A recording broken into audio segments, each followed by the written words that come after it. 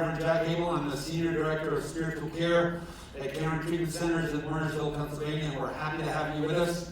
I have a live audience in the chapel auditorium and also a live stream audience of patients around campus. Delighted to have you joining in this morning. And today is the 7th day of March in 2021, almost exactly a year since pandemic restrictions in the United States caused us to change a bunch of our practices, and many of our lives took dramatic turns in weird directions. So I'm mindful of the upcoming anniversary of that date. And also I am mindful that for those who are in Christian communities that calendar Lent and Easter, this is the third Sunday of Lent, the third Sunday since Ash Wednesday, and about midway through the Lenten cycle, headed towards Holy Week and Easter a few weeks ahead. And the Jewish community just celebrated Purim a couple of weeks ago, and they have Passover coming up ahead. We are also on the cusp of the change in daylight savings time, so spring is coming in, and it's a time of, I would dare say, ecologically at least, hope and renewal. And I hope so for many of you, especially those of you who are here in treatment. I hope this is a time of hope and renewal. It tends to not be when people land here. People don't come skipping in the door going, oh, this is going to be great. And so somehow there has to be room for that kind of a shift to happen. And I will say, in my years of work with the Caron organization, those of us who dedicate ourselves to this place develop a kind of passion for it, I think, because we get to watch that happen. This bizarre shift from whoa to yay! And in fact, if the chapel service could host alumni again, we would have people coming back who often were people who were like, I hate being here, who will come back and stand at the microphone and say, what's the best thing that ever happened in my life? So you may not feel that this morning, but I want to invite you to realize that you might be in the middle of such a profound transformation and yet not at the moment be aware of it. So I have a theme and a development that I'd like to sort of explore with you that's related to this idea that the treatment experience and the time of year which we're in have this upward turn. And the theme that I'd like to name is a word that has meaning in different contexts, but reconciliation. And so I don't know how you hear that word, and I might mention ways in which it's been relevant for you, but it can have legal overtones, it can have sacramental overtones, it can have human overtones. It's used in different contexts. The word reconciliation, to me, implies it doesn't enter into our conversation unless there's something that is not reconciled, right? Like we wouldn't talk about reconciliation if there wasn't discord or fracture or injury in some kind of relationship. So much like hope, it's a word that reconciliation stands in relation to that which needs to be reconciled. And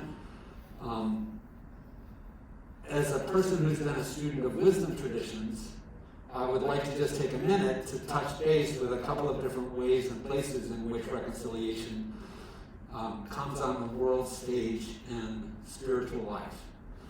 So, indeed, in the Roman Catholic tradition in particular, when I was a child growing up in the Catholic Church, I learned about the sacrament that we at that time called confession.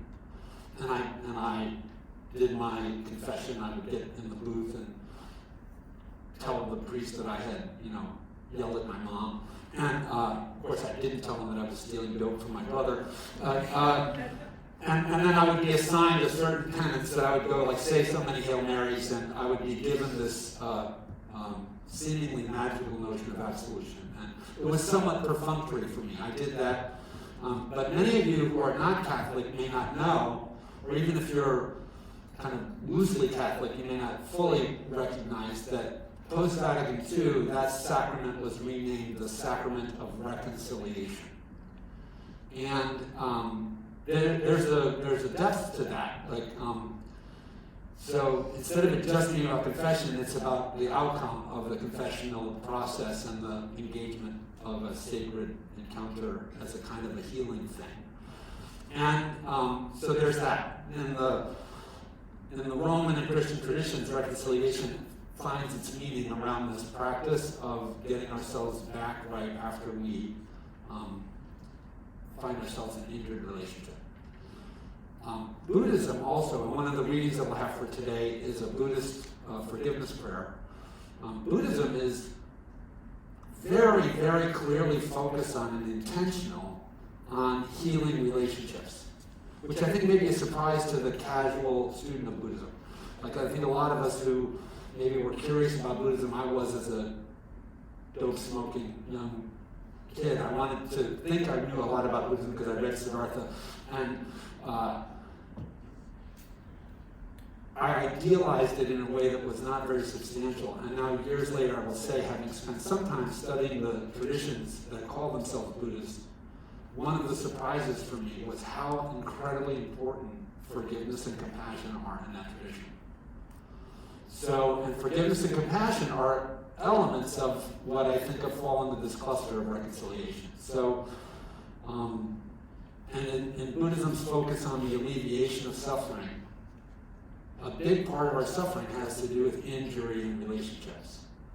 And so, anyway, the spiritual traditions of the world,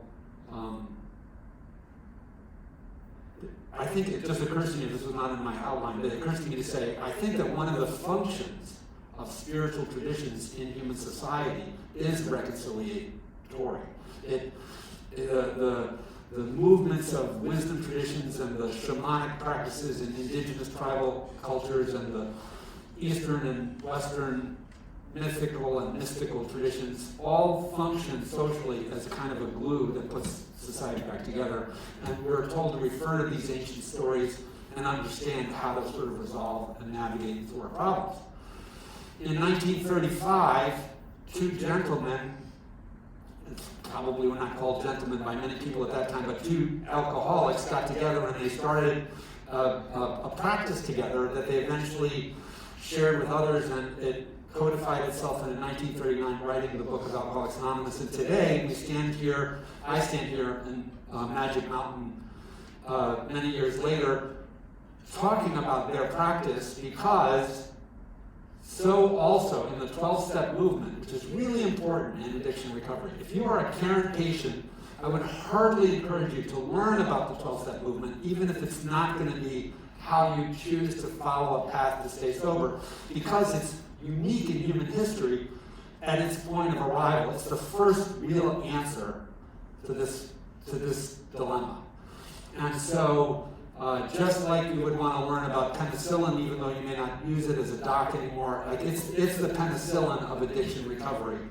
And interestingly, on topic, if you look at the 12 steps as they're enumerated by Bill Wilson and with some editorial input from the other members of the community in 1939, the middle steps from 4 through 9, you could argue that they're a project of reconciliation. They examine the harm that has been done to one's self, like resentments. Who am I pissed off at is where it starts. But it works its way out of a deep analysis of that towards a who have I been harmful to. And then its fulfillment in the 9th step is a rigorous program of sort of cleaning up the wreckage of the past by seeking to go and intentionally make amends to those who I have harmed. Presumably at some point along the way there, I reconcile with myself as well. And so, whether you're Buddhist, Catholic, shamanically interested in some indigenous tribal form, eclectic and just ardently non-religious, but humanist, whether you're 12-step oriented or in addiction recovery, reconciliation is a major issue in human existence and in human relationship. It's front and center in terms of how we function. And one of the things that we are supposed to, I think, learn in the social units of our nuclear families as we're born out of the womb, because our brain size gets so big that we better get out of there, but we're really like an uncooked meatloaf, and we need a tremendous amount of care in infancy. And so there's a lot of post-gestational development that happens for infants into early childhood and adolescence and young adulthood. We're not marsupial, but we're quasi-marsupial. We keep our children in very close connection, and one of the reasons is a funny word to say that about that. One of the things that is transmitted in that social developmental period when we are part of close-knit family systems is learning how to survive injury to relationship, and in fact use tension in relationship to build closer relationships. So I think many of us think that like a relationship needs to be either perfect all the time. I was very, very deluded about this in my young adult life and my early sobriety.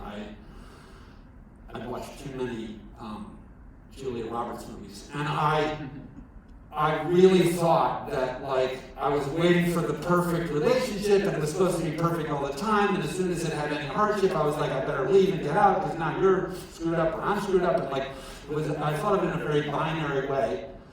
And later what I learned from very, very astute human studies is that the deepest attachments that we have are developed not out of blissful, harmonious play. Even play itself requires tension and adversity.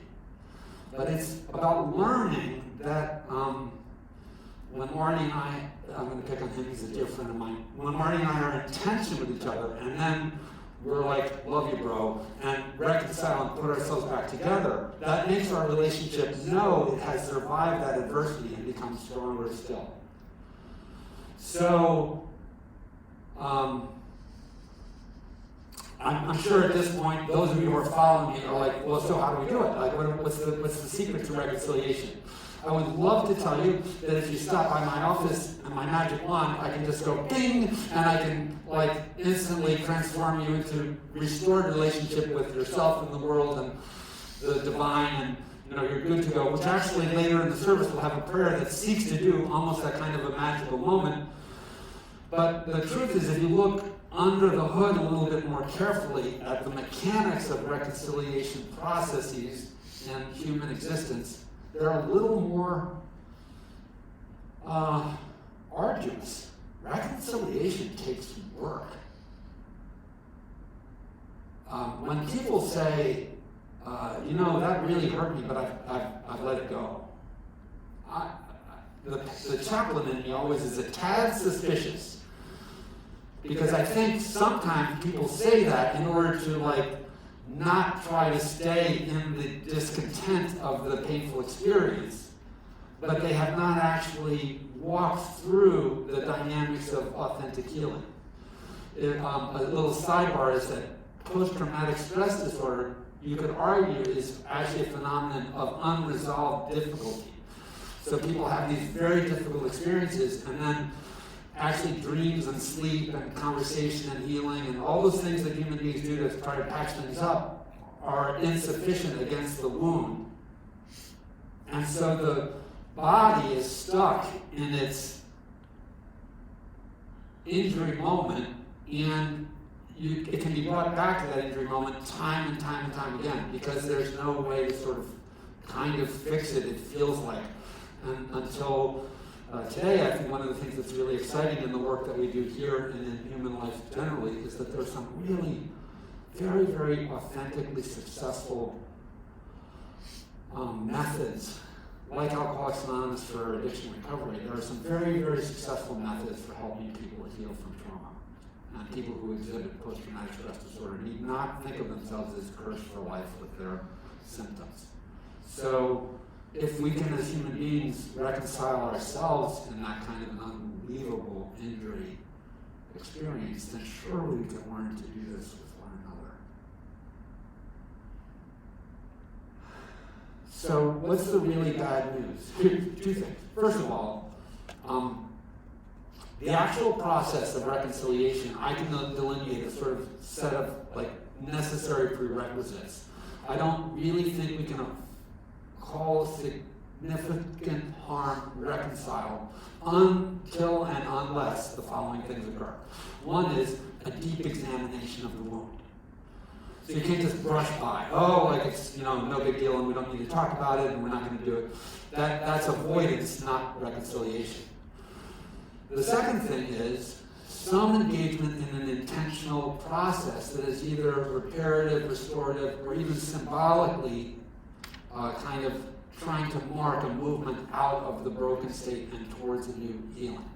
So there's due process of examination, and then there's the amends work, and that can include ritual or symbol or actual restitution. You may need to just pay the IRS what you owe, and or pay the child support, or whatever those things are. You may also find, and AA people have found this in many, many, many times and circumstances, 12-step people have found this, that when we go to seek to make our amends, the person or institution we're seeking to make amends to may or may not require that full, exact recompense. And it may say, it's fine, or give me $50 and get out of here, or I let that go a long time ago and it's not bothering me. So anyway, but there's a due process piece that involves repair. And then there's a commitment to enacting the new dynamic. Like non-repetition is part of what reconciliation involves. So this is what many alcoholics get wrong. Is that many alcoholics are like, I'm so sorry, I drank and peed my pants and I missed the event and all this sort of stuff, and then tomorrow we do it again. And so we seek to make a reconciliation process become meaningless because we are not actually enacting a new future. So when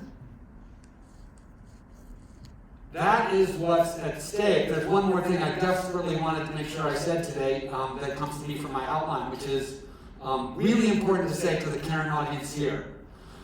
Continuing to drink and drug or shop or gamble or engage in unhealthy sexual behaviors or whatever is the addiction profile that you have, continuing to act behaviorally out of control in those ways will undermine any effort that you make towards reconciliation.